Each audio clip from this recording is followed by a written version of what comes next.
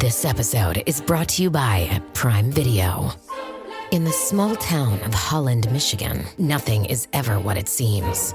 Behind the tulip festivals and pretty houses lay dark secrets that threaten to tear a marriage apart. Nicole Kidman stars in this darkly twisted thriller about a wife and mother whose quest to uncover her husband's secrets may get her more than she bargained for. Haaland. Watch it now on Prime Video.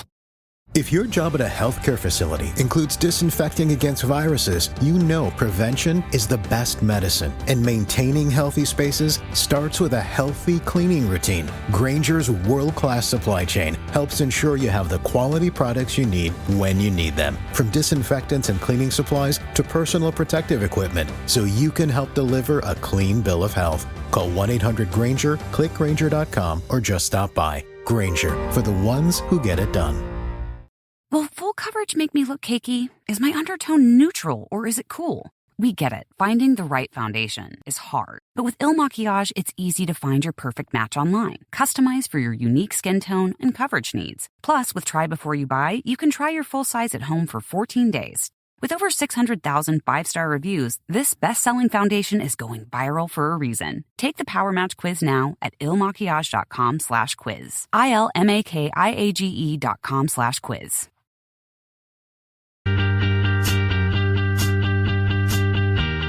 Oh, it's a goal. Who got the assist? Who got the assist?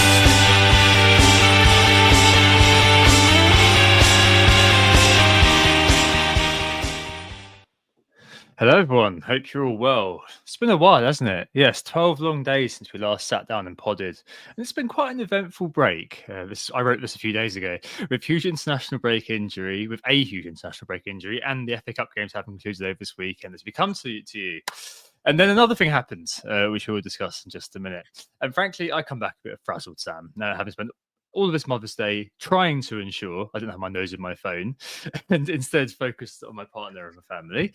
I tried as well as I could, but I'm sure if she's just in this room, I'm sure she'd be shooting me a knowing look. Happy Mother's Day to all the mums out there. And yes, it's my, it's basically just been one a hell of a lot to catch up on over the last kind of 15, 20, half an hour, however long I had to swat up everything, as I frankly tuned out of FPL during international break, as you probably all should have. Phew. Right. Well, anyway, to help me and to help all of you make sense of all of this, as always, I'm joined by Sam, who I hope is much more switched on than I have been. How are you, mate? You're all right? Hey, mate. Yeah, all good, thank you. Obviously, the break was quite nice because we didn't really have much FPL to even think about during the international break, just monitoring those players and making sure they didn't go down injured, which of course a few did. In the break, I also turned 30, so I'm starting to feel like an older man now. Hopefully with that brings a little bit more wisdom. My rank You're so wise already. You're so wise already, Sam. You didn't yeah, well, it's not reflected in my rank at the moment, so fingers crossed it goes a little bit uphill from here. But yeah, all very good, very relaxed after the international break. And then we were brought back down to earth over the FA Cup weekend. Tons going on and quite a few implications on chip strategy. A few wildcards might be going active in the community tonight, possibly even on this pod as well. And to make sense of it all, we're going to go through it together and hopefully come to some sort of conclusion by the end of this pod, this stream. So in the meantime, we are Who Got the Assist on today's pod. And this again was written a few days ago, so this will probably be tweaked a little bit. But team updates from what seems like a decade ago in Gameweek 29. Quick review of how we did there. Then speedily on to a calendar update, what the FA Cup has meant for the fixtures moving forwards, including basically not confirmed, but almost confirmed double game weeks and blank game weeks to come. We'll have a look at the knee jerk, which we initially had given to Chris Wood, but I think a certain other striker might be dominating the knee jerk now this week after the injury today. And of course, all as part of that, we'll be looking at wildcarding and whether or not that is now going to be a pretty important and sensible strategy to be implementing in game week 30. So we'll be discussing the pros and cons of that. And as always, best transfers, bold claims, best captains, probably a little bit more obvious now, sadly, after the news today. And then also, of course, finishing off with our teams, which may or may not need a chip this week. In the meantime, though, it's Sunday, the 30th of March. The clocks have gone forwards, which is always great fun in the UK. FA Cup quarterfinals are done and dusted. Should we have a quick look, though, back at Game Week 29, Tom? Yeah. I've got no idea what the FA Cup happened before this international break. I don't remember it whatsoever. 57 is what I got, but I think you just shaded me this week, didn't you? I did, but I can't actually remember this for sure, but I'm pretty sure I took a hit. So I think 55 net for me, and you might have beaten me by 2 points there. But I'll go first since mine's on screen first. 59 points, a decent enough week, a little green arrow of about 40k, I think. I was hoping for a little bit better, but considering I wasn't free hitting, I will take a green arrow. So that's absolutely fine.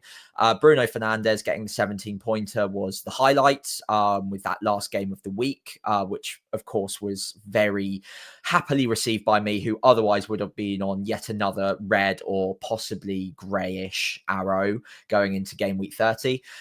Elsewhere, Robinson and Gabriel, who weren't popular on free hit drafts, both did okay for me, 5 and 7 points respectively there. The Bournemouth boys were disappointing, 2 and 1 for Cliver and Semenyo. Up top, I had Haaland bagging me 1 goal. It came fairly early, if I remember rightly, so I was hopeful that he might get a bit of a haul there. It didn't happen. But 59 points was all right. Pretty much the Bruno Fernandes show for me. Not really much more to say than that. How about you? Yeah, fair enough. And 57 for me. And yeah, just come back to me a little bit now. Most of the same points as you. I had Kirkes. I had Marmoush with a goal and a penalty assist. But yes, I think my memory was that I had, if you remember, I had the choice between Hudson-Odoi, Bellegarde, and Elanga. Elanga got 14, was it? Maybe 16? Yeah, something around that. 2 goals. Yeah, when I chose bloody Hudson-Odoi. Got me 3 points. Yeah, cheers, Cal. Bloody hell, what a pain in the ass that was. So yeah, that was a bit. I remember being a bit annoyed about that actually. Next day or so. Obviously, Marmoush's goal and assist was very well received, and I did bring in Haaland as well. Yeah, it was very much sort of the case that the Bruno show at the end was not as well received by me because I was on like a green arrow by like 10 points or something like that, and then that slowly got whittled down throughout that evening. I didn't watch the game, so I didn't have anyone in it, and I was just like, I don't want to watch it in case Bruno does. Yeah, luckily he stopped where he did, and I got escaped with a green arrow by like 2 points, I think, or something like that.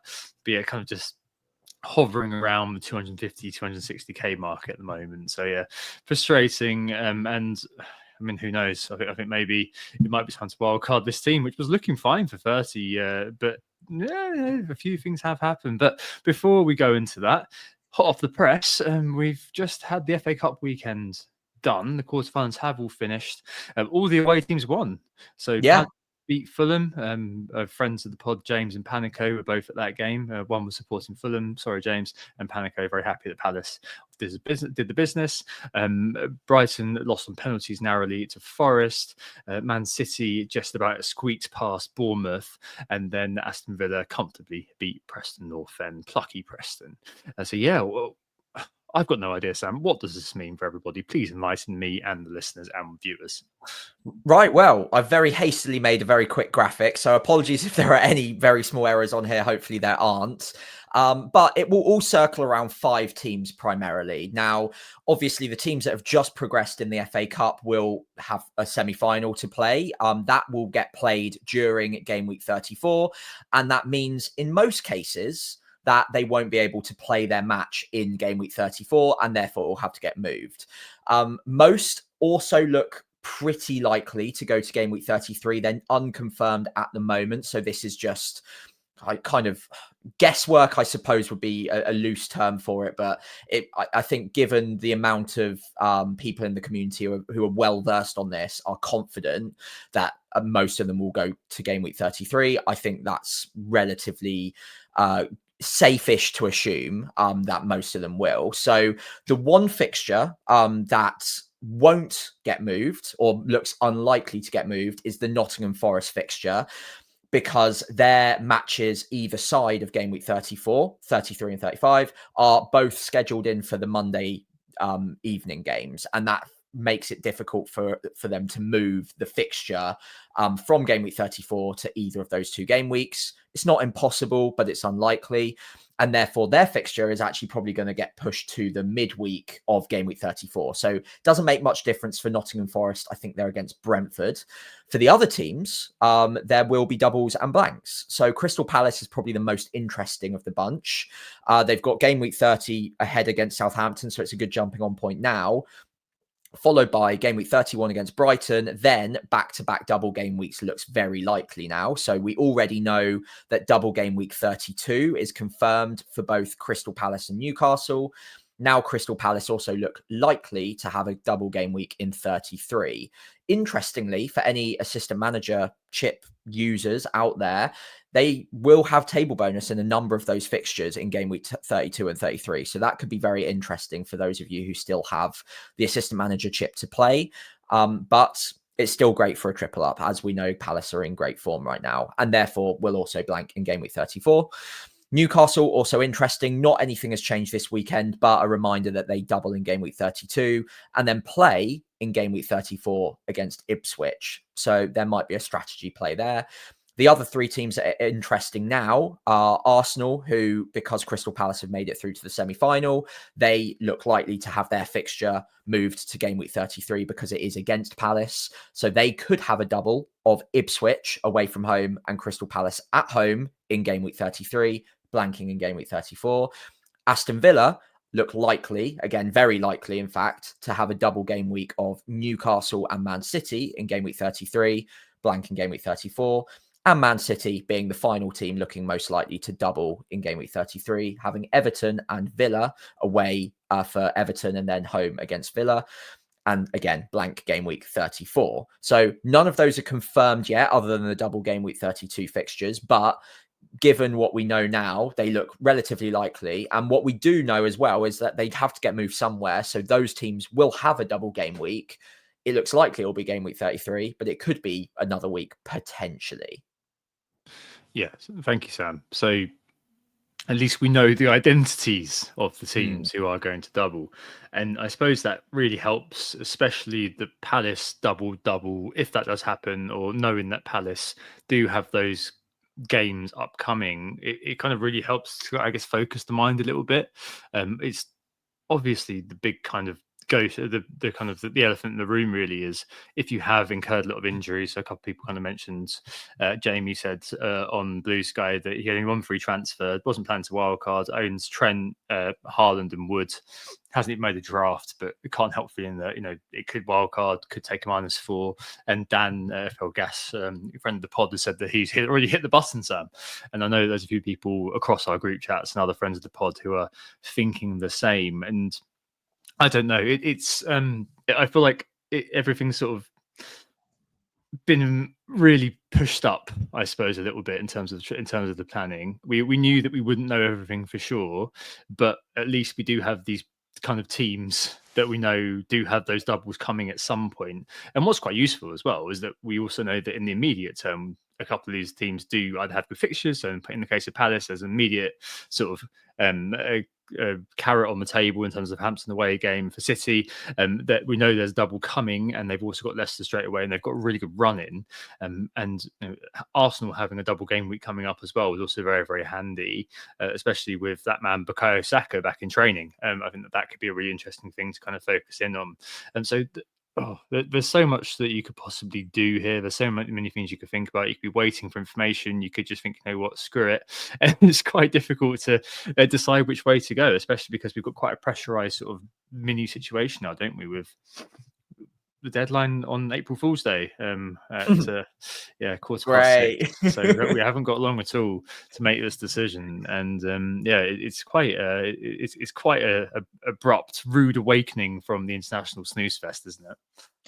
Yeah, it doesn't feel like we've got a long time to be able to calibrate and realign our strategies, because I think a lot of us were thinking this one's kind of a bye week. Like, we'll just roll out what we can and we'll move into game week 31, where we might get some official announcements on Friday, because a lot of the official announcements have come on Fridays so far for fixture moves. So we're thinking that by game week 31, we would have the info and be able to wildcard with a bit more certainty. Whereas now, I think, given some of the injuries that have come in, and we'll discuss Wood, we'll discuss Haaland in a moment's time, as well as a few others, of course, and the fixtures on the table for the correct teams that also have doubles later on down the line, it feels like this week is an opportunity more so than it would have been prior to the FA Cup results, when we didn't know with as much certainty that Crystal Palace could have 2 double game weeks, or Arsenal or Man City, for instance, weren't guaranteed a double game week at that point. So having that information now, and the fact that, like you said, Palace have Southampton, Newcastle have Brentford, Man City have Leicester, some great fixtures to take advantage of right now. And I made a video earlier this week where basically the crux of it was, if you wildcard a week early, yeah, you're doing it without the information, but you've got 11.1% of the season that you're optimizing for, that people who wildcard next week aren't going to be optimized for. So yeah, I'm very, very close to hitting the button now. I might do it on the stream because I can't see a world in which my team currently, even though I don't have that many injuries, I can't see a world where the team that you move towards now, knowing that these teams will have double game weeks in the future, doesn't beat my current lineup. And I think a lot of people are relating to that now. So even with less information, even with a pretty quick turnaround, I can see a lot of buttons getting pushed. A lot of it comes down to like confidence margin, doesn't it? And the idea that, there's a concept in professional circles, I guess, when you're thinking about starting a project or starting a new product, that you need to get to a certain confidence level before you hit the go button. And it feels like, yes, okay, we don't have the fixtures like from on high written down, but we do know the teams, as you kind of spoke about. We've got enough kind of bits of information to possibly put into the bucket to fill if you're putting in information, it becomes water and it kind of goes up towards a level of kind of confidence, right? Where you're like, okay, it's full enough, like a pint line or something. And it kind of feels like I'm pretty much there as well. That even if the doubles don't go off in 33, in fact, that, to be honest, if the doubles don't go in, if the double doesn't go into 32 and it goes into a bit later, given the fact that between 32 and 33, you've got probably going to triple Newcastle that you have to kind of deal with, that actually works a bit better, oddly, if it doesn't actually happen that way, strangely enough. And but you've still got your Crystal Palace kind of players in place for that later on. You're probably still going to have your Arsenal players in place. What the hell you do with Aston Villa is probably a different question, but they do have the nice carrot of the 32 single against Southampton away, and then City have got a great run in anyway. If you've got your free hit in your pocket, that kind of deals with 34 nicely, so you don't have to kind of worry about that. And yeah, I don't know, it kind of feels like it's the time almost. I feel like I've hit that confidence level too. Yeah, it's so, like, it's so situational, I guess, for a lot of people. And full disclosure for us two filthy casuals, Sam, we may have already made transfers. So we may both be on 0 transfers, and then looking at hits for Wood out and yes, Haaland out. So saving those hits as well as kind of optimizing for the 11% of the season which is left. In our situation, that probably does look a bit better, but in others, say you've got 2, 3, 4 transfers kind of left, so you can mop up the mess now. I'd be kind of thinking, you know what? If you can ride out 31, assuming you're not playing your assistant manager with 31, which we'll come on to in a minute, then I think that you're probably going to be all right, actually, to wildcard in 31, 32, maybe even. So you've got max information on someone like Saka, for example. So there's lots of different ways you can possibly play this now. In our situation, I mean, I've got similar sort of issues to you. You've got Woods, Haaland, Trent, Dango.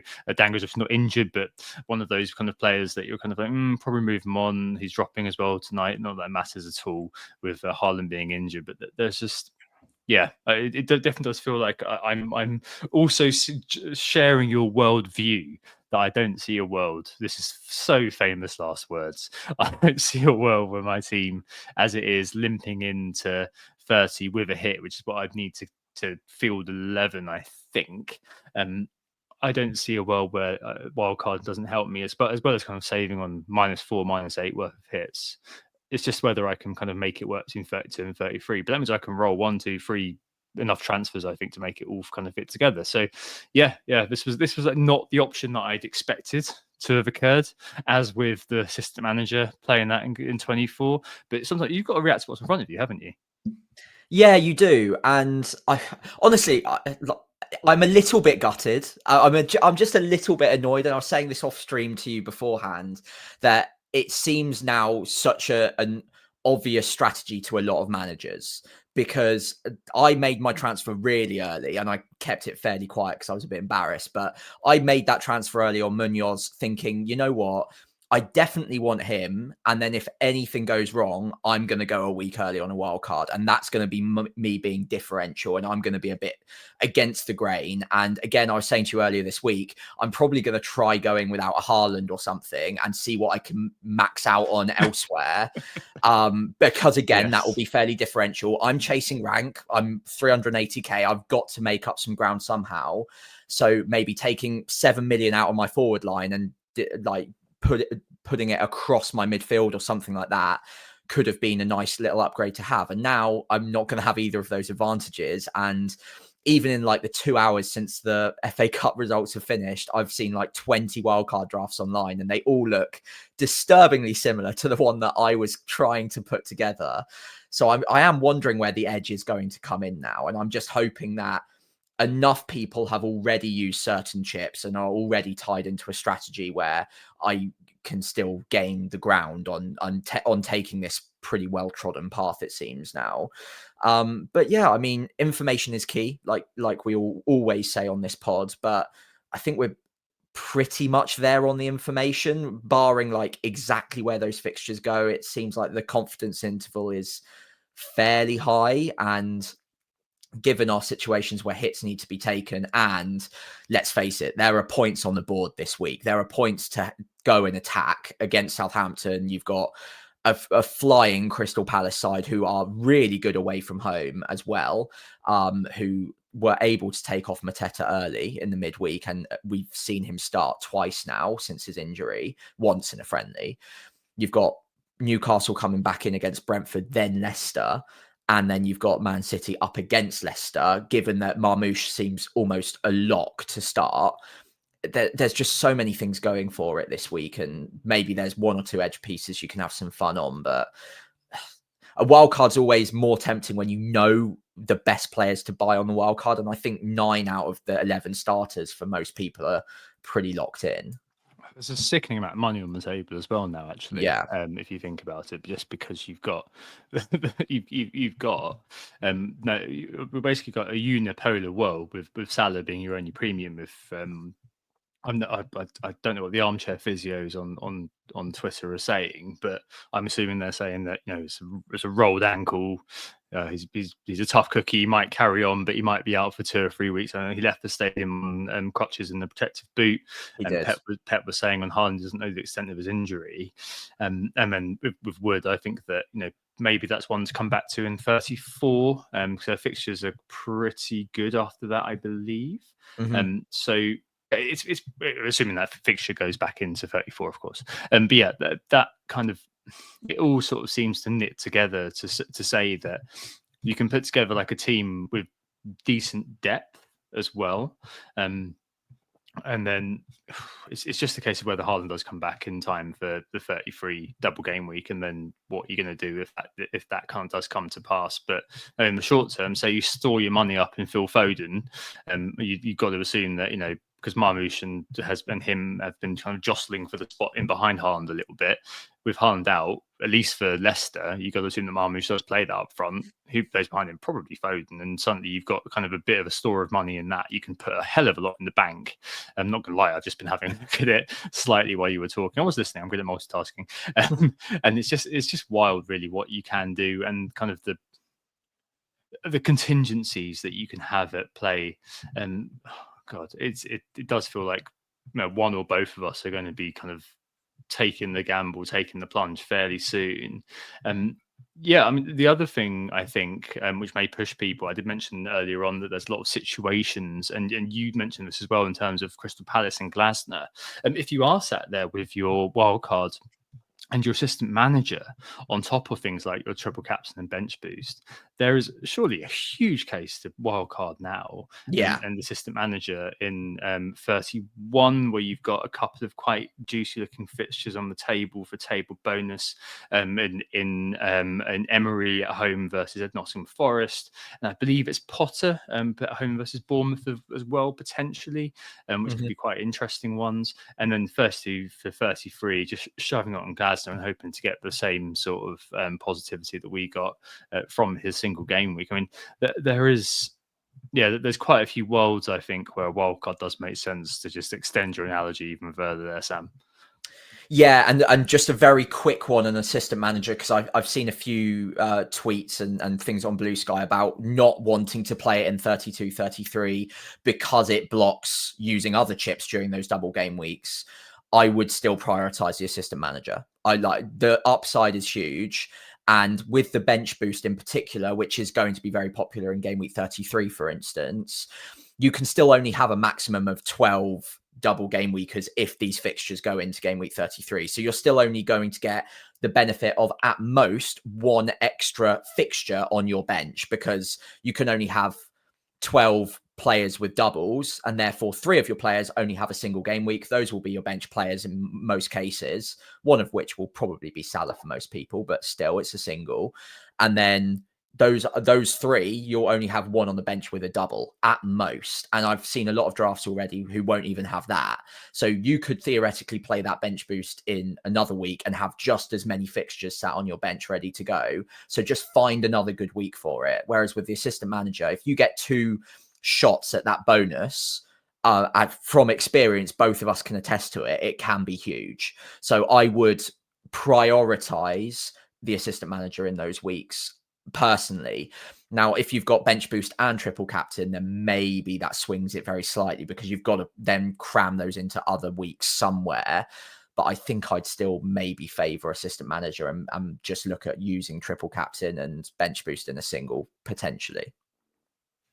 Whew, I mean, dear me. It's a lot to think about. There is a lot to think about, and I suspect that this pod shelf life's going to be quite short, but there's a lot of thinking to do within that time frame.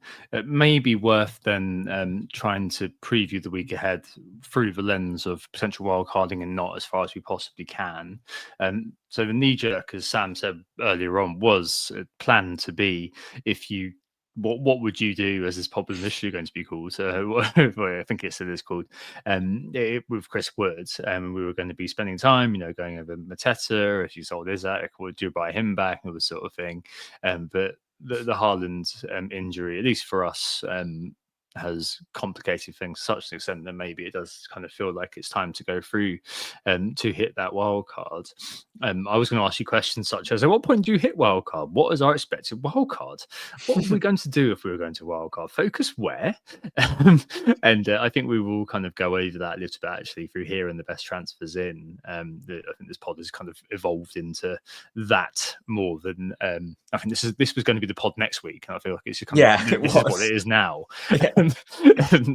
But hey, here we go. So yeah, I think to deal with these two things first, and I remember earlier on I said that Jamie said that he could take a -4 and just kind of deal with one of them, log the other one on his bench and deal with it.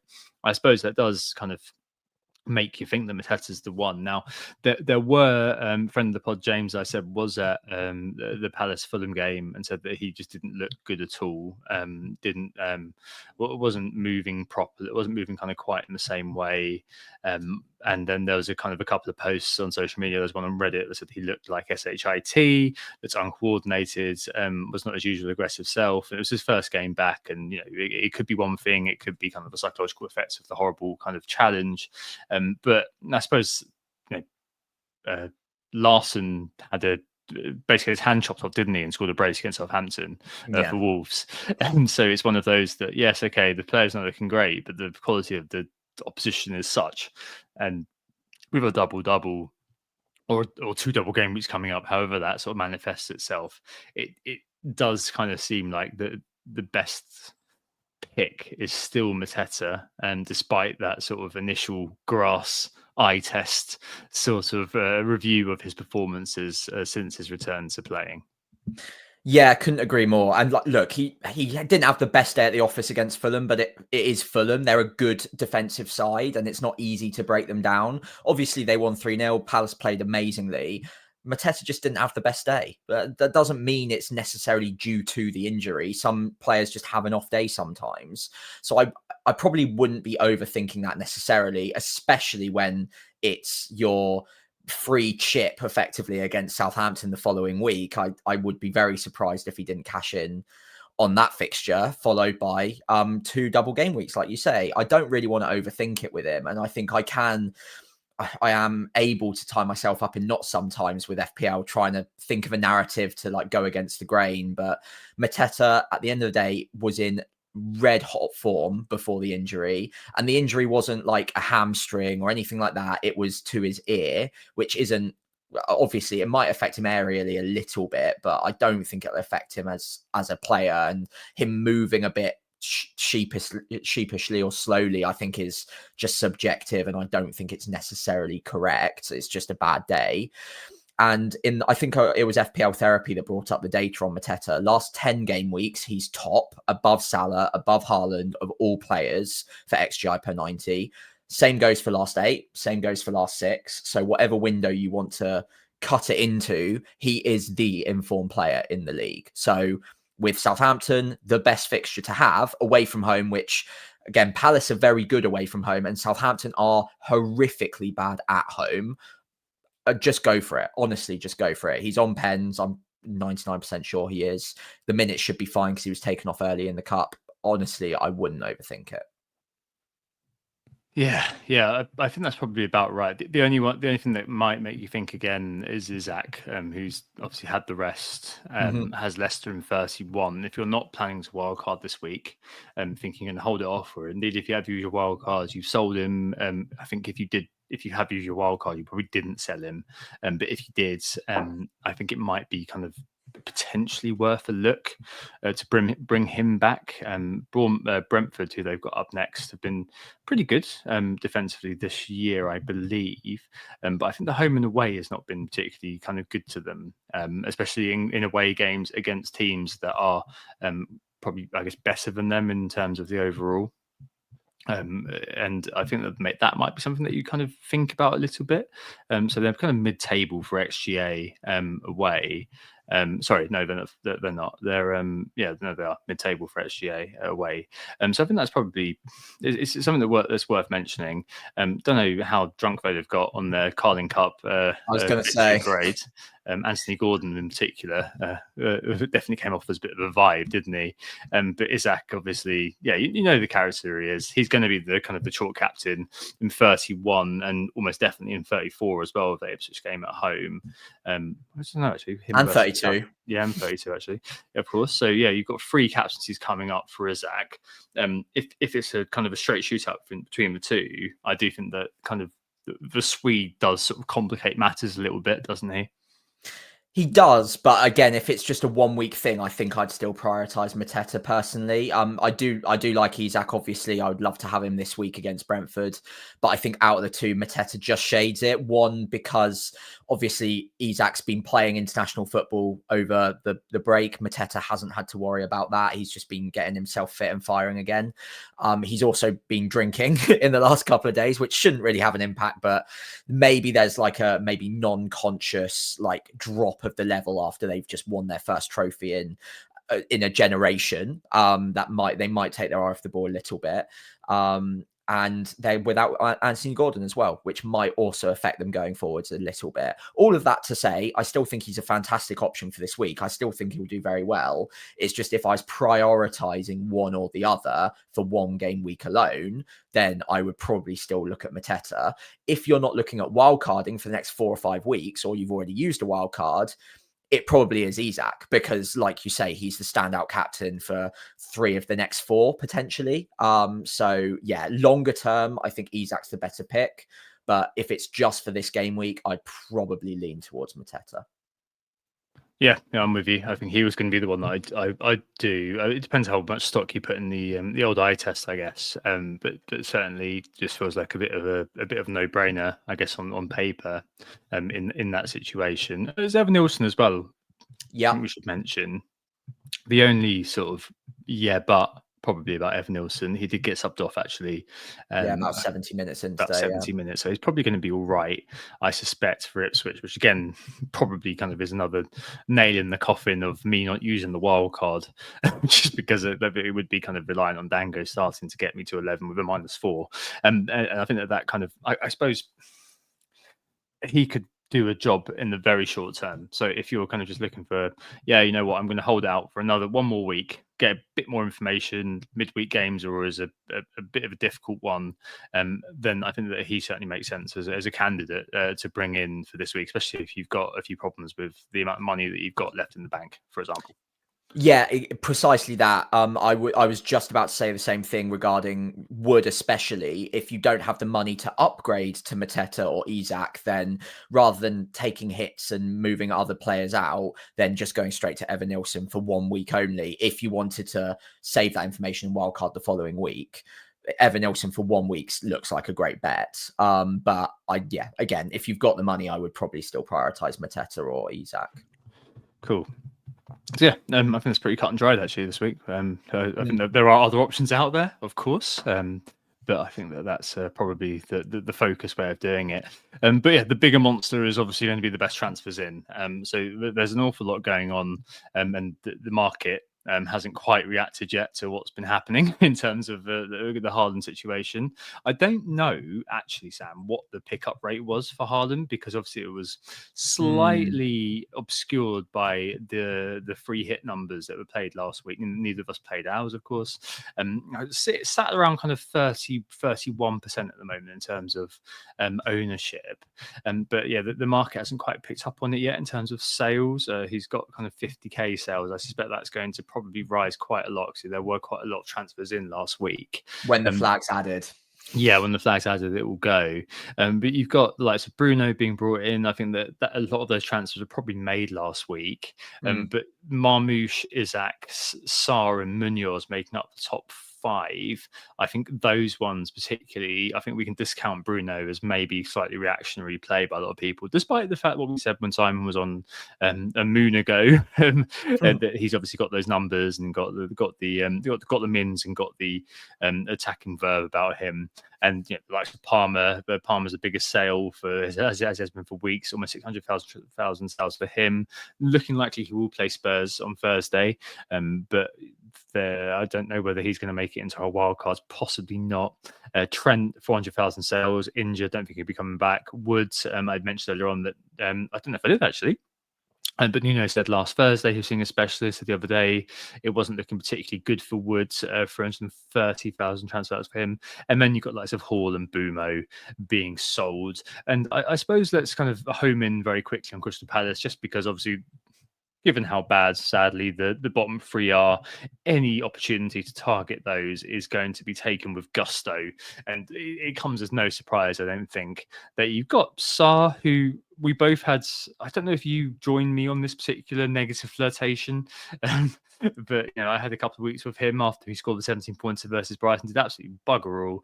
The last couple of weeks he's registered 2 double-digit returns at Southampton next, so no surprise that he's back in people's thoughts. And of course Munoz, with Trent injured, we both thought, yeah, okay, he's going to rise. he's going to go through the roof. Neither of us want Trent anymore. Let's just get this sorted. And the idea at the time was, hey, you know what? Well, we'll be done for this game week already. But as it's transpired, more things need to happen.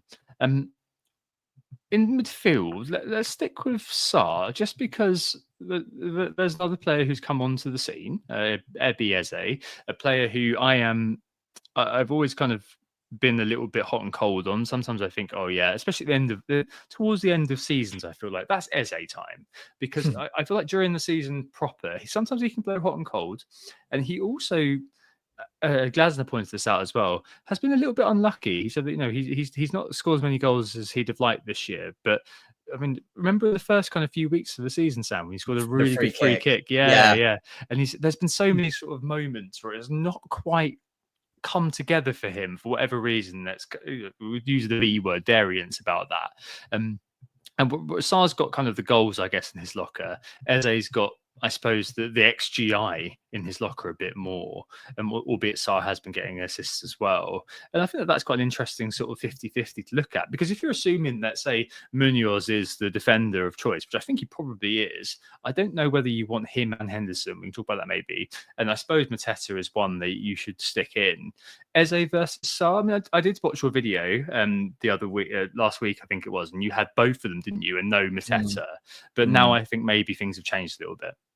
Yeah, I think since that video, we've just got more information on Mateta, so it's made it easier to pick him and maybe downgrade Eze a little bit. So I do like Eze. I think if I can have him in the side, that would be great. But we don't have 4 Palace spots, and I prefer Munoz and I prefer Sar, and obviously we've spoken about Mateta too. So yeah, with Eze, I do quite like him, but he's a million more than Sar. He's getting outstatted by Sar, not just in terms of actual output, but in terms of the XGI per 90, quite considerably as well. He's lost some set pieces in the last few months as well. Wharton's taking some of the corners. I think Hughes is taking corners as well sometimes as well. So he's not as talismanic as he was. And again, I'm going to put you on the spot here, Tom. How many goals do you think Eze's got in the league this year? Just without checking. Good God. 1 or 2? I think it's going to be low, isn't it? I'm pretty sure it's 2. I'm going to have to double check that. But when I was doing my research, I think he's got 8 attacking returns in total, and 6 of them are assists. So it's not been a great season for him, and his data's actually been around 0.44 XGI per 90. So Sar is massively outstatting him, cheaper, and is a flat track bully. We've seen in recent game weeks, he's had some phenomenal output in terms of the XG data in recent weeks, especially. So yeah, I think he would be my preference out of the 2. I think the reason I looked at that double midfield to begin with earlier this week was under the assumption that Haaland would be fit, and therefore I'd have to find a way to squeeze him into the draft. And Mateta probably was a bridge too far, and Evanilson obviously offers that great value, and at that point in time still had a chance of a double game week. That's off the table. Haaland's potentially off the table.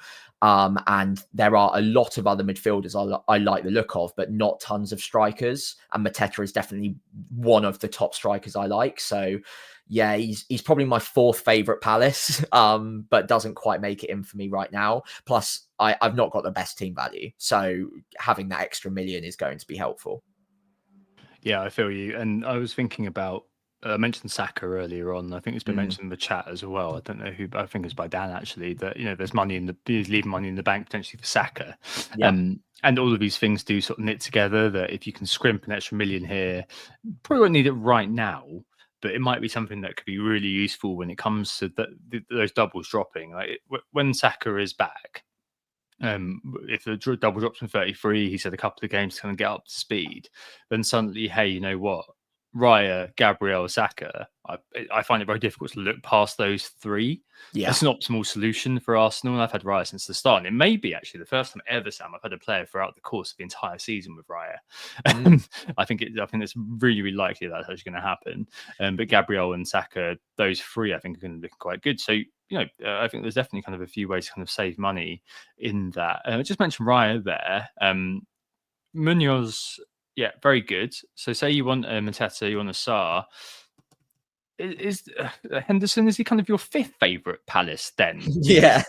It gets really difficult, doesn't it, in terms of the goalkeepers in general, when you're looking at transfers in or wildcard keepers and all this sort of thing. Like, I suppose we have to maybe resign ourselves to the fact that on our double game week, that maybe we won't be looking at having both keepers doubling. Like, any kind of wildcard draft I've had, I think I sent you like a pre-Haaland injury one earlier on. Any wildcard draft that I have has had Areola in as the backup keeper who's playing as the cheapest price. I think that in 33 they've got Southampton. So I mean, that works out quite nicely, doesn't it? Really. So it kind of feels like a bit of a no-brainer to go there. And Munoz, one of Sara or Eze, depending on your temperament, and Mateta, they feel like they're three best. So maybe Henderson's the one who just misses out alongside one of the midfielders. Yeah, I think pound for pound, Henderson is probably the best keeper to have. He's still only 4.6 million. He's, I think, the third top scoring keeper, and obviously 2 double game weeks in a row. He would be a lock for most people if it wasn't for the fact that Palace had so many really good attacking assets. And that then when you add on the fact that actually looking at the doubles and the fixtures within them, I don't really back them to get many clean sheets in that. So the only real reason I've got Munoz is because his attacking data is so good. And then there's the outside chance of a clean sheet to consolidate that and make it quite a special game week for him.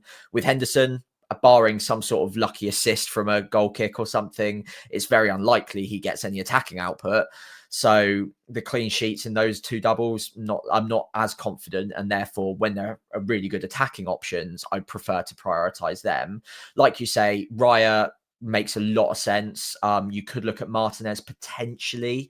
And then also Areola with the Southampton game in 33 all make a load of sense. So I think for me, sadly, Henderson just misses out, but I do like him. If you, for whatever reason, didn't want any other 3 Palace, then any other of the 3 Palace, then yeah, maybe. But he's probably my 5th favourite Palace option.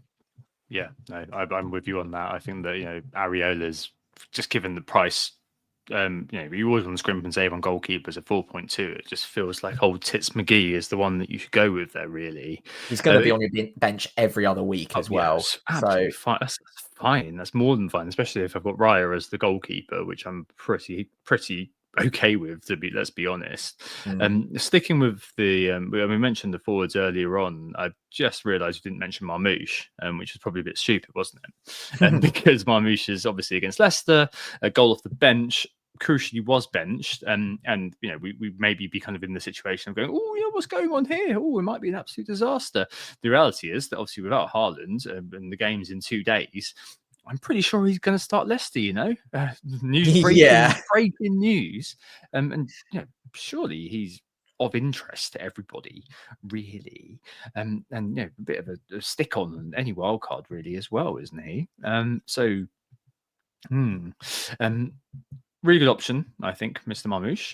Like the cut of his jib from the old Bundesliga days, and even a potential kind of captaincy pick this week potentially as well. If you want to go against the grain with Salah, so it kind of feels like he's nailed on if you're wild carding or if you're transferring. Pick in, really, isn't he? Yeah, it's a weird one with Marmoush because the eye test and the data really tell a different story on him. Like the data isn't anything special. I think he's running along at 0.4142 XGI per 90, which for a City striker isn't great. But given the fact his minutes should get a little pump now with Haaland potentially out, and actually even before now was getting 70 plus every single week pretty much. It makes a lot of sense. He's a good price at just over 7 million. Even though the data's maybe not telling a great story on the pitch, and like with my own 2 eyes, you can tell he's a talented guy. He likes getting his shots away. He's getting into central areas. He does play well off of Haaland as well. So even if Haaland's injury isn't too bad and he comes back before game week 33, I think there's still a pretty strong argument to say that Marmoush is still in that starting 11 and still okay for both of those games. So, yeah, I really like him. I think that front 3 of Mateta, Isak, Marmoush on a wild card is going to be very popular. And like you say, it will be a very heavily Egyptian-shaped captain this week. But whether that's Marmoush or Salah, that's up to your risk appetite, I guess. Yeah, it's I get the feeling that he's going to be very suddenly. I've had him for absolutely ages, actually, but out of nowhere he's going to become a bit. Well, absolutely, I say absolutely ages in terms of time rather than game weeks. Yeah, it's like 3 game weeks. And I got him in for Tottenham, right, and Tottenham Hotspur, I should say, before the lawyers come at me. Got him in for that in the game week 27, which unbelievably was 25th of February. So I've had him for over a month in my team, and I think he'll be staying there. Staying with City, Sam, it kind of feels like, but Foden would be an interesting kind of short-term pick, but it kind of feels like Marmoush and Vardiol were probably the two. I mean, there were some rumours, and I think you told me about this actually, because I've been so tuned out. There are some rumours that Guardiola wasn't fit, but he did play the last game, and given the dearth of resources they've got at the back, I'm sure that he's going to keep playing. I mean, those two I feel like are absolute stick-ons, really. If you are going to wildcard this week. Foden is an interesting one, isn't he? Just been very much out of sorts, and obviously didn't cover himself in glory for England either. Maybe one that kind of just misses the cut, maybe. Yeah, possibly. I do quite like the idea of Foden for a short-term one, and I'm trying to see if there's a way I squeeze him in for Leicester. At 9.2 million, he went on that little hot streak in the middle of the season, not too long ago now. And I don't know, I've always just really liked him, and it's a subjective point of view, but I think he's got a level above where he's at right now to get to. And I think if Haaland is out, he'll probably be playing a little bit more centrally. He got brought off early today. And given that KDB got good minutes today, I think it's very likely that he was brought off early because they plan on starting him against Leicester. And if you only plan on needing him for a couple of weeks before maybe making a switch to Gordon or to Saka, for instance, then I think it could make sense as a short-term upside pick, considering he looks pretty likely to get the Leicester game at the very least. And then you can use that money to make the hop across to a Saka or a Gordon potentially. So yeah, I'm seeing if there's a way I can do it. I think the only almost psychological point for me not wanting to do it is once I've got him, I'm going to find it difficult to lose him, considering he's got that double game week to come. So if I buy him, I need to almost like tell myself this has to be a short-term thing, because I just don't have the confidence that he does start both of those games later on. And I think someone like a Saka is going to be much more important to have come game week 33. So I need to write it down and just say, you know what, that's a locked-in move if I'm going to buy him in the first place, because I can't just let him stay in my team, because I think that is probably too risky down the line. I'll tell you what's also a bit of a pain this week. If you really think about this week coming up, we've just previewing this week solidly. And if you were wildcarding, so you have Raya in goal potentially, or probably, and then you have Gabriel, who you probably are going to be playing or at least owning. And I think there's probably going to be some worries about benching him. He's not scored a goal since game week 13, 14. He hasn't had a shot in 6 or 7 game weeks now. Yeah, it was West Ham, wasn't it? I think he needs to be a bit of a big Dan Burn, just grow a little bit, doesn't he? But yeah. I think you're probably still going to be looking at him. If you are wildcarding this week, you probably want a Bournemouth defender who's almost likely going to be Kirkes, just because he didn't play the last game, or Howson, because they're both suspended, weren't they? Although Sinesai's back, so is that going to be a concern for Howson? Probably not in this game, but it might be going forward. You've got Munoz. You're probably going to be wildcarding into Guardiola, let's face it. So you've got 4 defenders who are pretty good this week. In midfield, you've got Kluivert, who you're probably going to have. Salah, of course. And then your kind of Sarr character. And then you're probably going to want, I don't know, we'll speak about Jacob Murphy in a minute, a player like that on the bench. And then if you're having Foden in, yeah, okay, he could play. But then up front, you're probably going to go with Isaac, Maltesa and Marmoush, aren't you? So where does Foden actually fit in this week? It becomes a bit of a question too. So one for you, Sam, potentially, that I've just I'm literally just making this up on the fly, but actually it might make sense. Could you buy Saka to save yourself a transfer and just bench him for this week, not knowing if he's going to play or not, and just have him there ready to go as the days go by? Because we don't need to worry about money, do we? Because we don't need Haaland. We don't need Haaland at the moment. We don't need Palmer at the moment, probably. So could you just have Saka kind of sat on your bench, save yourself a chance of going forward, and then hunky dory when the double game comes in and when he's looking like he's starting again? Hey presto, you've got this amazing asset straight in your team.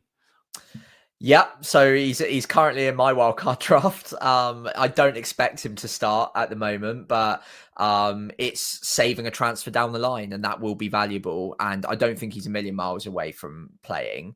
So yeah, probably bench him this week. It's not the greatest fixture ever against Fulham anyway, and then you can start a Murphy or maybe a fourth defender. So you actually mentioned there that 4 defenders are pretty much locked in, or look very likely for you. But which of those 4 are you going to bench this week would be my question. Because let's go 4-3-3, I think, especially if you go with... this is the thing.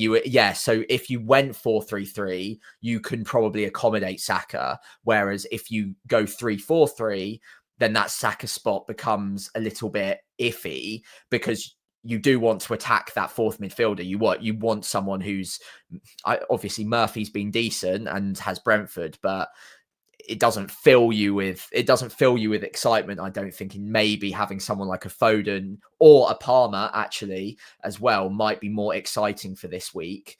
If Gordon was fit, it would change the narrative. If Gordon wasn't suspended, it would change the narrative completely, I think. But alas, he is. So maybe there is an argument to say Saka in the draft, put him on the bench, start 4 at the back, including Kirkez, who, by the way, is not in my draft at the moment. Okay. And then, you can just have him later on down the line without needing that transfer.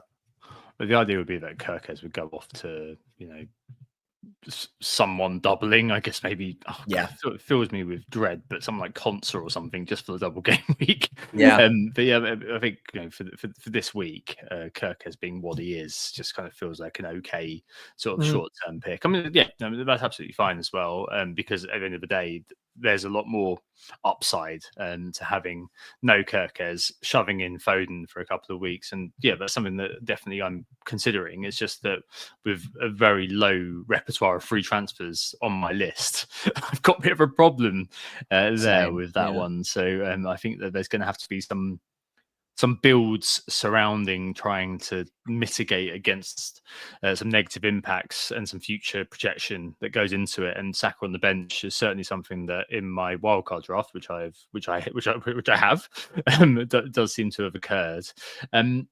Newcastle, obviously, firstly, 2 of the double coming up. Isaac nailed on. 1 of Burn or Livramento, maybe Burn, just because he's got these big Dan Burn energy, could get you a goal. Probably is the one. I know that you're probably going to have some Livramento propaganda as an ex-Saint. And then we've got your man Jacob Murphy, Sam, who I posted on Blue Sky the other day that his underlying data is actually really good. I genuinely did not even clock this until I kind of was just moseying around on FPL earlier on yesterday, and just noticed he was 3rd for XGI, just behind Gordon, and he's also 3rd for XGI per 90, ahead of Gordon. I think it's Barnes in 2nd, obviously behind the ubiquitous Isaac. But what a differential, maybe not differential now, but what an enabler at that price he is. You just need him for a couple of weeks, and after that, you can happily sit on your bench at 5, couldn't he, really? Yeah, and I think to begin with, when they had both Barnes and Gordon to begin with, and they were trying to fit them both in, Murphy was the one to drop out, and it felt a bit risky. But we've landed in a situation now where Howe knows for certain who his favourite right winger is, and that is Murphy. And Barnes and Gordon are kind of competing on the left-hand side. Maybe Murphy gets taken off a little bit earlier sometimes, and one of them gets shifted over to the right-hand side for 20 minutes at the end. But there's no question, if you look at the starting data for Murphy, he's started almost every game this season now.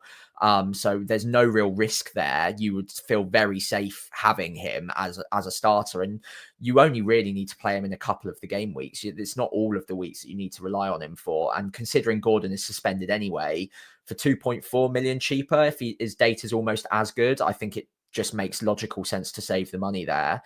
Again, another one that I was during the week thinking, oh great, if I wildcard I can have him, and most people won't. Looks like everyone's going to have him now, because everyone's like sort of clocked that his data's good and his minutes are good, and obviously Gordon's suspended. But I am kind of wondering, because he's currently on my bench for game week 30 if I do wildcard. I'm wondering if we get good news about Gordon and he's not injured as well as suspended. Could I potentially just bench Gordon this week on a wild card if I could find another fourth midfielder I like? And then that's the differential, because I actually think Murphy's ownership is going to be a lot higher than Gordon's in the next few weeks now. And I do just wonder if there's an argument to say maybe have a look at Gordon instead if you're chasing. But I'm finding that really hard to find that 2.4 million spare to make that move happen. So it probably is going to end up being Murphy. Yeah, I mean, Bruno G is another one who's just kind of fourth behind Jacob Murphy, but his per 90 isn't very good and all that sort of thing. Yeah. Freed up a lot by Snarly, actually, into that sort of box-to-box sort of thing, but the end product probably isn't quite there. With Murphy as well, I think that there is going to be, I mean, you mentioned obviously the in-game, the game state sort of thing. There's also Harvey Barnes who's hanging around. Like when Gordon is back and fit, then something you might end up in a situation where maybe Barnes plays one of the games, especially if Murphy is jaded.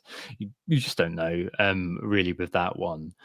The point on Gordon as well, if you did have him this week and you were wildcarding Sam, you could kind of stick your Newcastle defender as first bench and have a bench of Gordon and Saka, couldn't you? And then have a Kirkes or something as your fourth defender.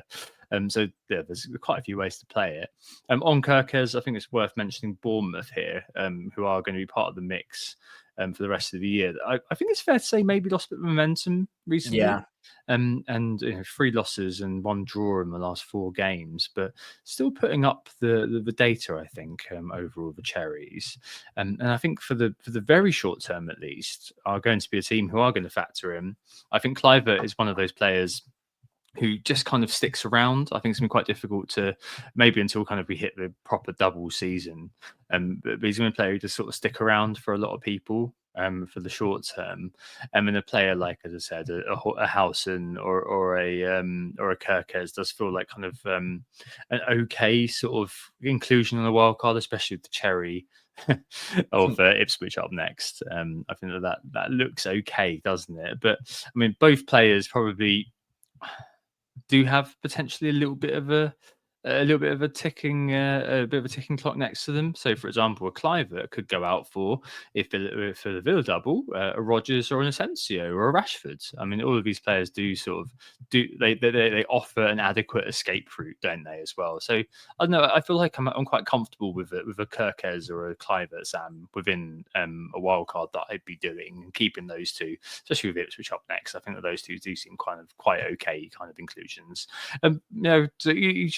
Are you just kind of purely on Kluivert then? No Kirkes, just one Bournemouth, or do you have Evan Nilsson for the short term? I don't think it quite works, I said. Yeah, sadly on Evan Nilsson, he's my 4th favourite striker right now, and I don't need the funds. Obviously, he's a lot cheaper, so if you do, then it makes sense. But if Bournemouth were to double in game week 33, he would have been much more popular, as would Kirkes, and I still think he will be popular. But I think that Kirkes for me is just locking in one too many free transfers down the line. And considering I want to play a 3-4-3 this week, in the week that Kirkes has the best fixture of the lot for the Bournemouth's remaining, I think that I just think it would be better for me to have the defenders in situ that I want to have later on down the line. So Burn, for instance, has a 4th defender, and then probably someone like a Wan-Bissaka or something as the 5th, just to 1, save the money, and 2, save the transfer later on. For me, makes the most sense. So I currently am rocking up with just 1 Bournemouth. They've been great, but I don't want to get too distracted just by one good fixture to come against Ipswich, because after that, looking through, it's decent. West Ham away, Fulham home, Crystal Palace away, Man United in 34 when I'm going to free hit anyway, so I can get them back in for that if I want. Then it's Arsenal, Villa, Man City. Game week 38 is against Leicester, but that's a long way away. So I don't think it's the best run. Happy enough having Kluivert until we get to game week 33 probably, and then I'll probably ship him off for a Villa asset or potentially like a Savinho or someone like that. Yeah, no, I'm with you. Cool. All right. Any other players to mention within this? Selling Cole Palmer probably is the only thing that I can think of right now as being a potential sort of area of discussion. I watched the new generation. I think it was on Amazon the other day, and he came across really well. Cole Palmer, not the idiot that the social media memes will make it out to be. 3-4 really good attacking fixtures coming up, and probably one of those players that we're going to be hiding behind the sofa from really for the rest of the year, starting with game week 31, where I suspect that we're both going to have activated our wildcards either during this pod or tonight. So we're both going to be kind of very worried about Cole Palmer for the rest of the year, I think. Don't know how much of that's going to be live ownership, but still a player that if you have held through until now, maybe you would be thinking, yeah, you know what, actually, I'm fine with holding him for Spurs next, and then for the next couple of months, who, as I said, have not been doing amazingly against top 6, top 8 teams, and Ipswich in 32. Yeah, I'm again. He's another player that I think is being obviously sold by so many managers. He was injured, so it makes a lot of sense. But I think he's being overlooked a little bit for game week 30 and beyond. I think in the short term, especially because of the price point, having Palmer for just a couple of game weeks for the remaining nice fixtures that Chelsea do have, and then moving across to Saka when we know his fitness will be hopefully by that point fairly clear and guaranteed for the double game week potentially, seems like a pretty good hopping off point and a good time to make that swap. So look, Palmer's been in bad form in terms of output, but he's been getting the chances, he's been getting the data, and maybe this little rest over the international break has done him some good. So I think overlooked because of the price and because he's quite hard to squeeze into a side, especially on a wild card now. But I think if you're looking at someone to kind of hold the spot for Saka for a few weeks and you don't mind having a transfer lined up, then obviously we've mentioned Foden, but Foden's minutes probably aren't as secure as someone like Palmer, and Palmer has the benefit of penalties and better data, and arguably over the 3 better fixtures as well. So yeah, I don't mind having him at all. I understand why people are selling him, given the doubt, but if he's fit for game week 30, I think he's a really decent hold for the next 3. Yeah, no, okay. I think that yeah, it really is, especially like it'd be interesting to see what kind of situations people have gotten themselves into that mean that they're kind of keeping Palmer, whether it's through belief or whether it's through just having other fish to fry. Just interestingly, I've just seen that obviously ex co-host Nick has posted his wild card in our Slack, and it's literally exactly the wild card that we've both sort of been describing. So yeah, it's gonna be 10 players, isn't it? We're all gonna have the same team. Wildcard 30 is gonna have a very, very similar team, aren't we? Oh dear. That's a shame though, because we need to gain rank. We can't have the same team as everyone. It is. That's why for throwing a Saka on the bench or something like that. But yeah, a lot of it. It's just the state of the game when you get close to the end, isn't it? That we're hoping that people do sort of have different situations and all this sort of thing, because you end up kind of over focusing on people who are in the same situation as you. Right. Okay. Let's move on to bold claims before we debate the captain very quickly.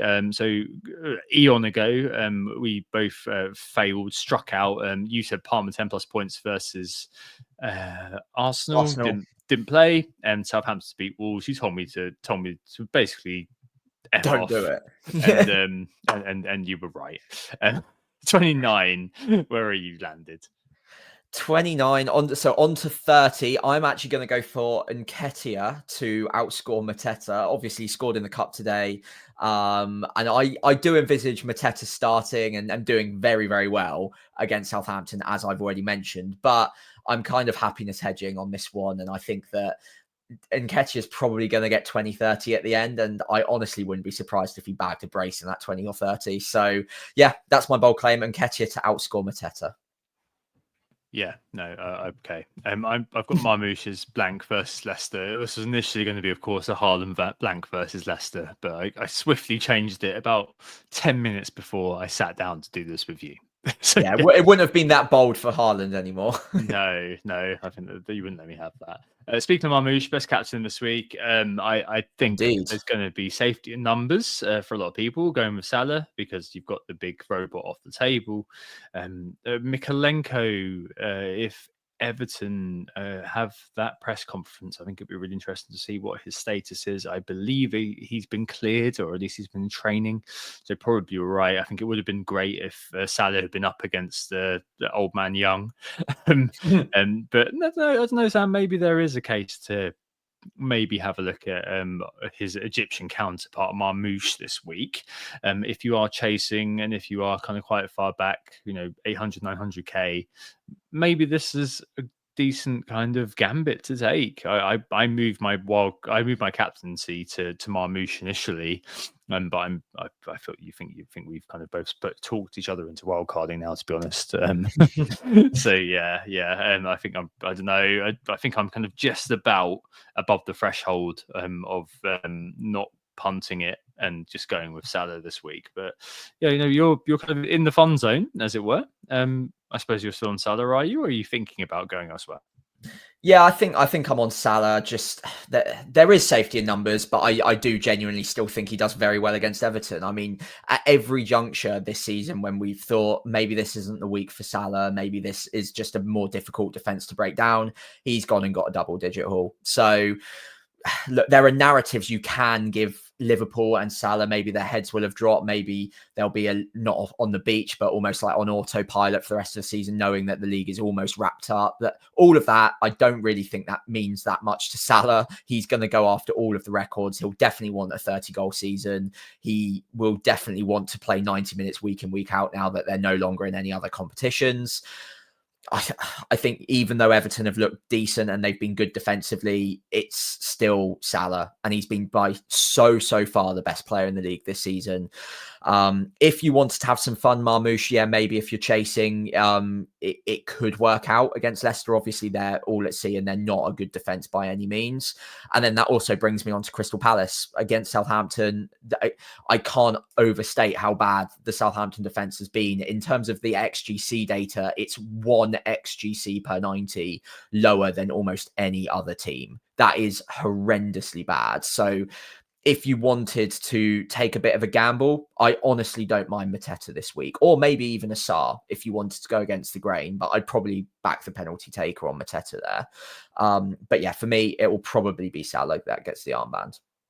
Yeah, no, I think probably about the same, which is not the best thing in the world, but it's what it is. I mean, you should have some fun with Marmoush. It's not been fun going against Salah this year, has it? No, really. And never. As I've said many times, it's always good to just have that sponge and the captaincy just taken away from any other negativity in your team. And just hope the rest of your team deal with it. And again, that's not gone particularly well this year, actually, in terms of hoping that your team do well against the likes of Forest getting a clean sheet, or Chris Wood scoring lots of goals. But yeah, I think that probably it's got to be Salah this week, unfortunately. Onto our teams and plans. I think that this is a bit of a moot point now, actually. I feel like we've both pushed each other into the abyss. Live update. I actually have wildcarded, so. Oh, yeah, it's definitely not. We are both going to be wildcarding, aren't we? So I think so. The team on screen for you is probably. I don't know how relevant it is. I don't know whether you want to talk through that or. Yeah, You've kind of talked through your plans as it is, haven't you? So I don't know how you can approach however you want. The floor is yours. Okay. So the way I want to discuss this is whether or not I'm just being crazy. Can I muddle through for this week? Basically, is the question. So Pickford in goal, not a great start away at Liverpool.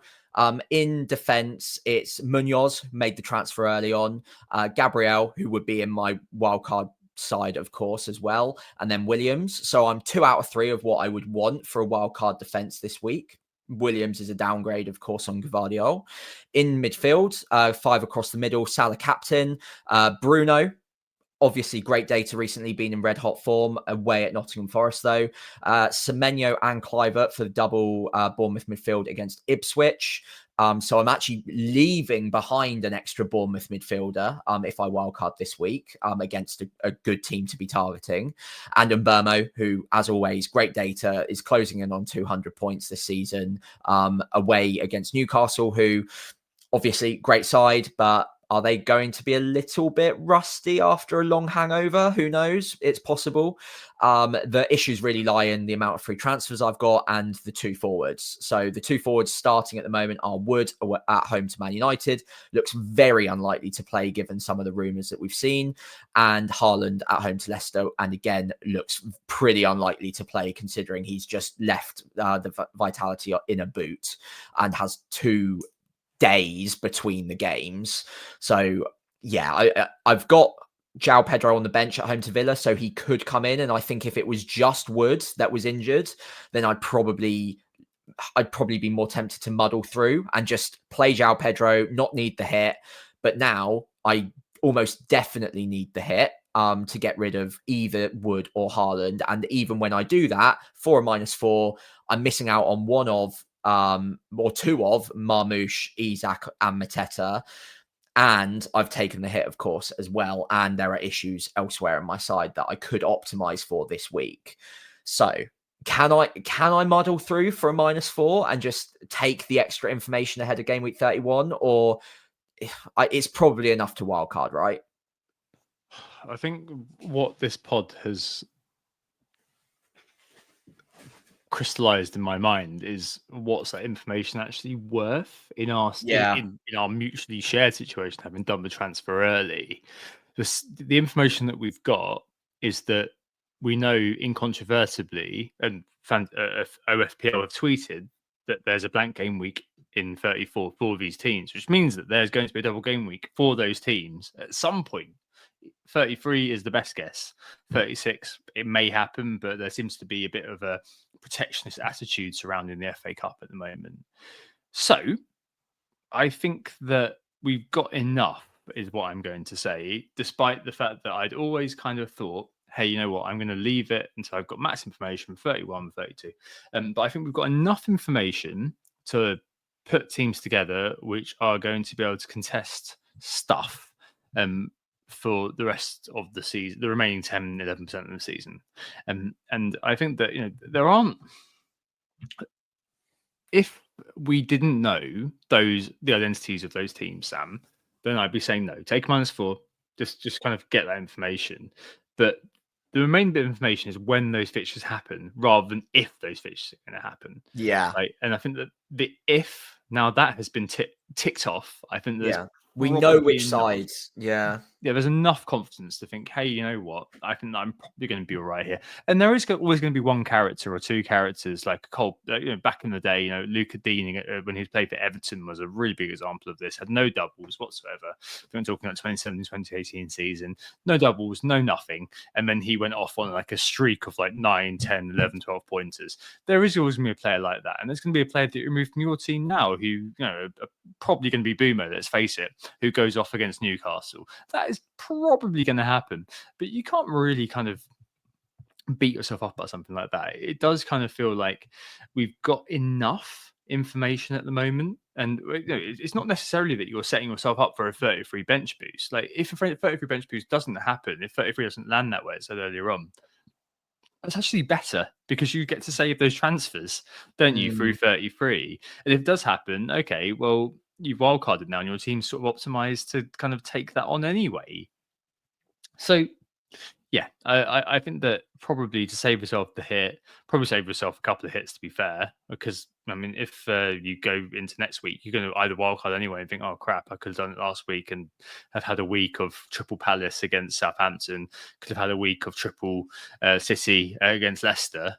It does kind of feel like the balance of probabilities does seem to be on the table. I think probably going to be reflected in review. I haven't looked yet, but it feels like to grab the EV, as it were, this is probably the time to do it. So yeah, it kind of feels like even though your team isn't riven with injuries, we're not talking about kind of having kind of 4 or 5 players out, but there's so many kind of places you could just side grade, upgrade, just optimize for the upcoming kind of back nine of the season effectively. Like, you're probably not going to hit an all-in-one through the back nine, but you might get a couple of birdies, a couple of eagles, an albatross or two, and you'll be really, really happy with that. So it kind of feels like it's worth doing now and not having that sort of underpowered wild card in a couple of weeks where, this week especially, where you've got a couple of really good teams playing not so good teams that you can make the best of. Maybe Bournemouth versus Ipswich is one that maybe you're going to have to sacrifice. But yeah, it kind of feels like your team's very similar to mine, what mine was.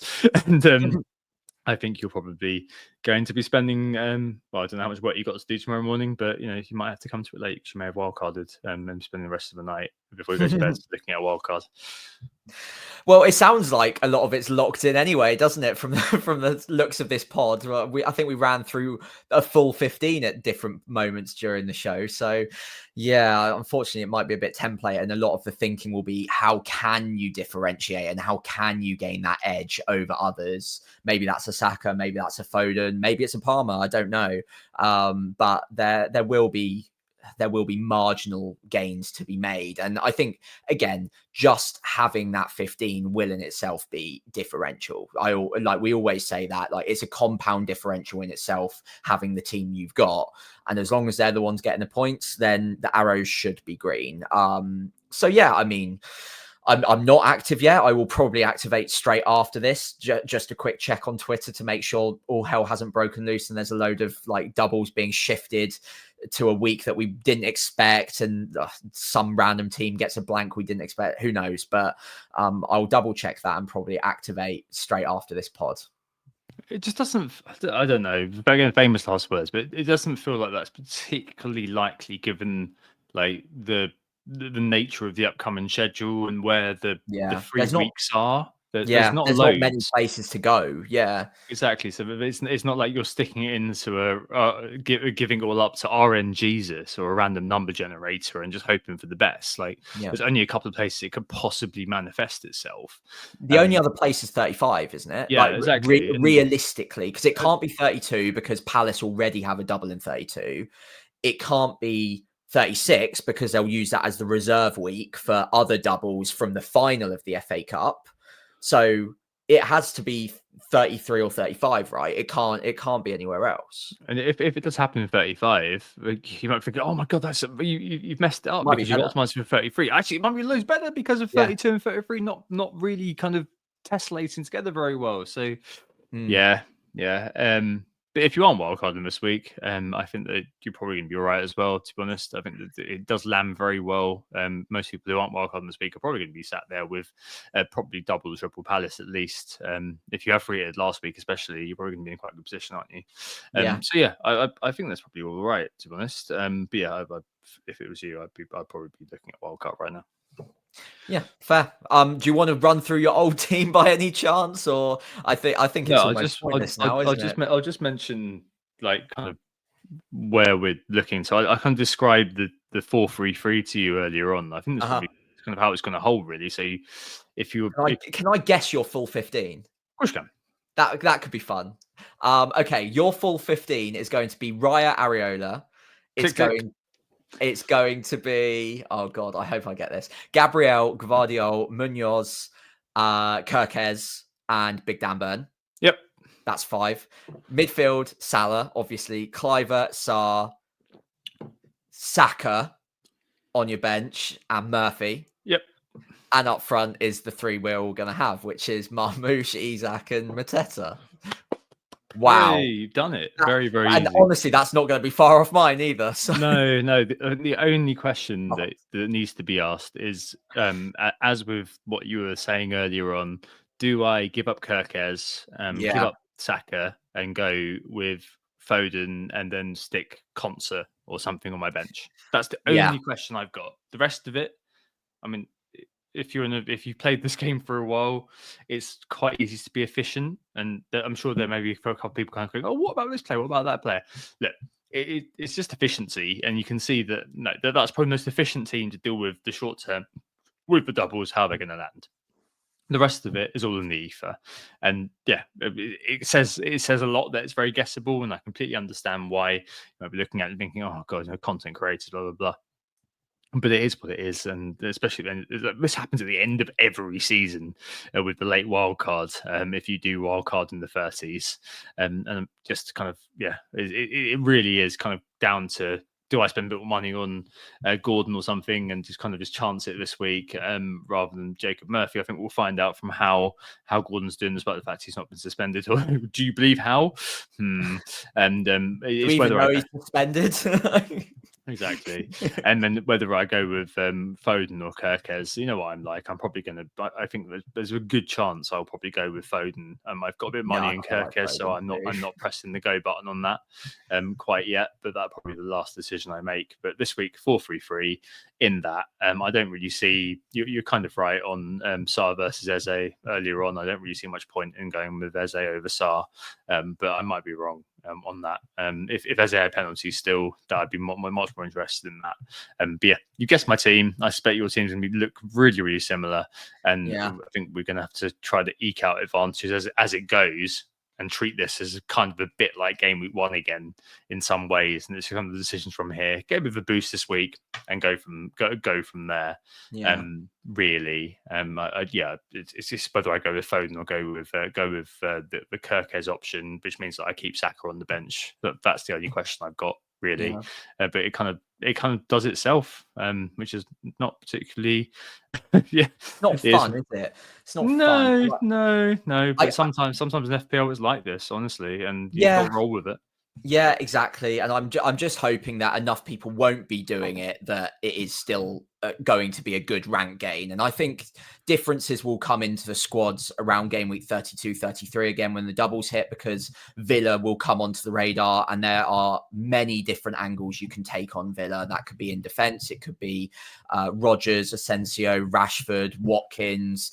There's loads of different options there. So I think that's where the differences might start creeping in. Then the free hit, of course, and then the back 4 of the season, 35 through to 38, is kind of like a free swing almost, where you make transfers as you feel it, and it's much more gut based. So yeah, it might look very samey now, but I think differences will start to come back in. But I just blame Erling Haaland for getting injured, because I think if he wasn't injured, all of these wildcards would look quite varied based on whether you've got Haaland in the team or not. And I think some people might even go without a Salah, for instance, if Haaland was in the team. So I think because we're down to probably a 1 million with just Salah, it makes it quite template, because there's so much money you can basically pick the 15 you want.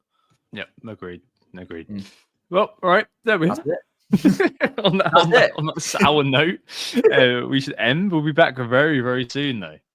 We will, yeah, of course. Thank you all so much for listening, as always. Hopefully, even if you're not on a wild card, you found this enjoyable. I certainly enjoyed this one. It was good to make sense of it all with you, Tom. In the meantime, we have been Who Got the Assist. You can find us on Blue Sky at WGTA, or myself at FPL Pricey, WGTA_FPL or FPL Pricey on X, Twitter, and Instagram or Threads is WGTA.FPL, and again, FPL Pricey on there for me. If you did enjoy the pod, if you could give us a follow on those social channels, that would be greatly appreciated. But also, if you could give the pod a 5-star rating wherever you're listening, or leave a like and hit subscribe on YouTube. I think we're very close to 2,000 subscribers on YouTube now, so that would be nice to reach before the end of the season. Thank you all in advance for doing so. Yes, lovely stuff. Thanks very much for listening. I hope you think about FPL again after a bit of a lull. What a jolt back to reality this was, honestly. Back next Wednesday for what I initially wrote was a wildcard special. I feel like we've already done that. So I don't know what we can talk about, but probably a post-wildcard commiseration about not sticking with our guns after Bruno goes off, scores a hat-trick, and we all look very silly. The game won't be totally over when we come back on Wednesday, but I think that's the best free day for both of us. We don't have anyone on Chelsea Spurs, so selfishly, that's where we're going to go and be blissfully unaware of Cole Palmer destroying our ranks. So yeah, see you on Wednesday, and good luck if you are wildcarding. Yeah, hopefully we've helped you. It's very, very straightforward, I think. Goodbye. Oh, it's a goal? Who got the assist? Who got the assist?